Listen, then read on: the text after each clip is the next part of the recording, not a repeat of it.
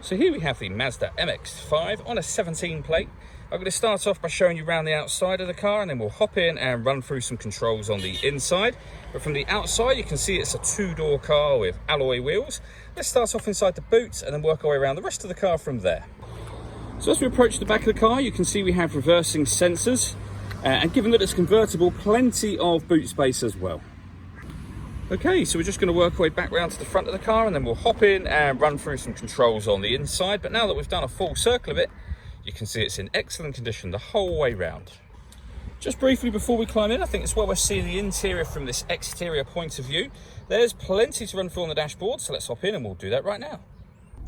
Okay, now that we're inside the car, we're going to start with the dials. On the right hand side we have the speedometer, in the middle we have the rev counter, and on the left hand side we have the fuel gauge and coolant temperature gauge, as well as the total miles for the car, which are 4,324.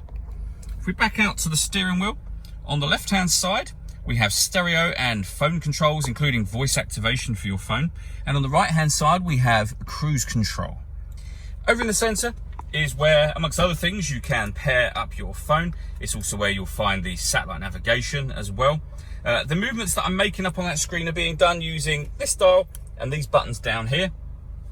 There's a video showing how the satellite navigation works that you can find both on our website and also on our YouTube channel as well. We go back to the main menu.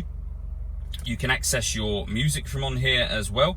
You'll see that we have DAB digital radio. This car's also got AM and FM radio as well. So plenty of ways to listen to your music. If you want to listen to your own music, you can do. You can plug in an auxiliary device, a USB device, and you can stream your music wirelessly as well. So plenty of ways to listen to your music overall. Working our way down, we have the air conditioning. So you can determine the temperature with this dial, the fan speed. On this one, you can determine what direction you like the air to be distributed in. The air conditioning is on when that light shows, so off or back on again. Or you can put it onto auto. If you move the dial to here, the car will now take control itself to maintain the temperature that you asked for, and you can hear it doing that now.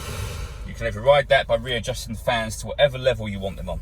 Particularly handy for a convertible, we have heated driver and heated passenger seats, both with 3 different heat settings each, 2 USB inputs and an auxiliary input. We then have a 6-speed manual gearbox, and finally the buttons that I mentioned a moment ago just here.